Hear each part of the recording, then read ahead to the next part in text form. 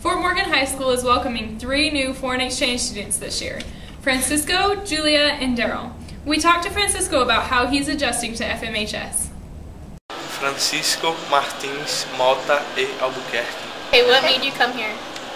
I don't know. I just like the United States and the Rotary Club and I don't know. Have you been to the United States before? Yeah, like 2 times to Florida and New York. How do you like it here so far? It's good. What is your favorite place that you visited in the United States? Do you like Florida better or New York or? I like New York. New York? Yeah. Do you miss your home? Yeah. Who do you talk to a lot here? Like with someone that you're close to from the school? From the school? I don't know. I like Jacob and I like Daryl, the other exchange student. I like Brian and yeah, this guy. And other guys from soccer. Yeah. A lot of people do over there that they don't do here. Like they go to parties and all the time. Oi, meu nome é Kiko e muito obrigado por assistir. Tchau. To all of our foreign exchange students, we hope you enjoy the rest of your stay. Now next we have a segment on the Fort Morgan football team. After a rough start to the season, Fort Morgan Mustangs have been working hard to get back on their feet. We asked Jake Schneider and Aaron Anderson a few questions about their season. Hanging out with my friends all the time. We hang out with them every day after school for a few hours, and I spend all Fridays with them. So I can't hate. He was the quarterback before me, and he was a good leader. And I just liked how he led the team.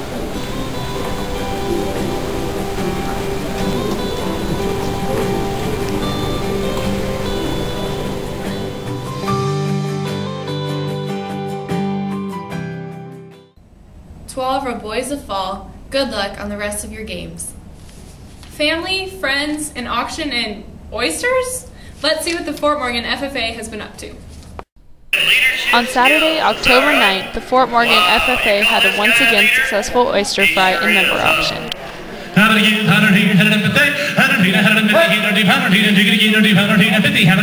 Do you feel that this year's oyster fry was more successful than other years?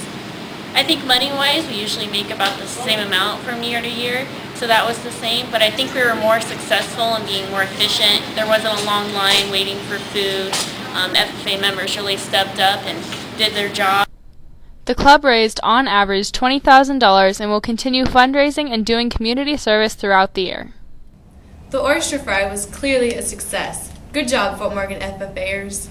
There are many clubs here at FMHS, but with over 70 participants, FBLA is one of the largest. This club makes an impact wherever they go, whether it's concessions, fundraisers, or other school events. Let's take a look at what makes FBLA a truly remarkable club. How do you feel about all the kids in FBLA this year? I think it's a good thing. We have one of the largest groups. We went from 51 members last year up to 77 this year. How do you plan on getting them all to work? We actually have a point system, so as members earn points, they get to participate in the activities, go on the field trips, and not have to pay for them. So if you don't participate and get your points, you don't get to do anything. What real-world benefits does FBLA give? Through our activities, FBLA members get leadership, they get to learn real business aspects through our Christmas Bazaar and concessions, they get to learn networking with kids all around the state, or if they make it to nationals, all around the United States, and they also get scholarship opportunities as well. Why FBLA?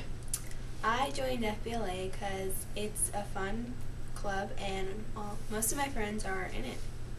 And I joined FBLA because I heard it was a really good club and it's really fun.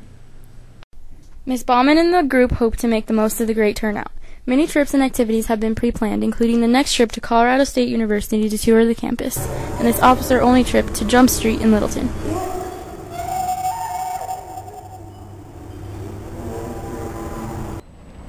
This dominating club certainly has a high place of importance in our school and its many activities. But hey, they are the future business leaders of America. When the Mustangs are down, who do they lean on? Park Dog, the Mustangs mascot. Why did you want to be the school mascot in the first place? You know, it's just always been a childhood dream.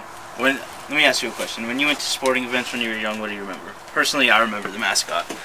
Just how we got the crowd excited, how we got them pumped. I just thought I could do that. Interesting. What influenced you the most? Which mascot? A lot of the local ones have been big influences. Dinger, I've always appreciated his work. Rocky, he's a great mascot. Miles, and then some of the bigger ones, you know, everyone knows, like the Philly Fanatic. They're all great. Alright. What is your favorite part about being the school mascot? I just love the freedom. Just you can go on the field like others can't. You just gotta be out there pumping up the crowd. It's the best part about being a mascot. Okay. How did it feel getting tackled by starting linebacker Brandon Hoffman at the pep rally? You know, it felt great. It reminded me of why I was a mascot in the first place. There's just no greater feeling. I have one more question, a few more questions for you. Do you ever see yourself maybe being a mascot for a school at the collegiate level or maybe even a pro level? It's an interesting question. You know, the pros are still a long ways away. You gotta go to college first. But I've actually gotten a few offers. I've got a formal offer from the MCC Roadrunners. That's out on the table. And the Oklahoma State Panhandle University, they're looking at me pretty strongly. And with a strong year, you never know. Maybe Texas Christian, Oklahoma State, there are some other possibilities out there. This here is valid proof that Parker truly is a great mascot. Underneath the dark cloak, he constantly brings the crowd spirit up. That was a look into the flame of passion of Cody Parker. You know, there are many clubs out there that don't get the recognition and respect they deserve. Volleyball, a game of vast determination and leadership, is huge here at FMHS, and for the many girls that participate in it, it can be a lifestyle. Here's a look at the sport as it is seen in the eyes of those who love it. The Fort Morgan High School volleyball team is having a tough season with a record of 6-10. Now they are looking to turn things around in hopes of a shot at the postseason. It's gone okay. We've had some rough games, but for the most part, we're a pretty good team and we click pretty well, so that's good. The Mustangs don't have bad stats, but it is errors that present the team's biggest problems as they average 57.8 in losses and 38.6 in wins. We're going to play our game and keep up our momentum and intensity and just keep our serves in, especially because that was bringing us in. Now the Mustangs will use their game plan on the road to a successful season and maybe even the postseason. This is Caleb Sills for Hoofbeat News.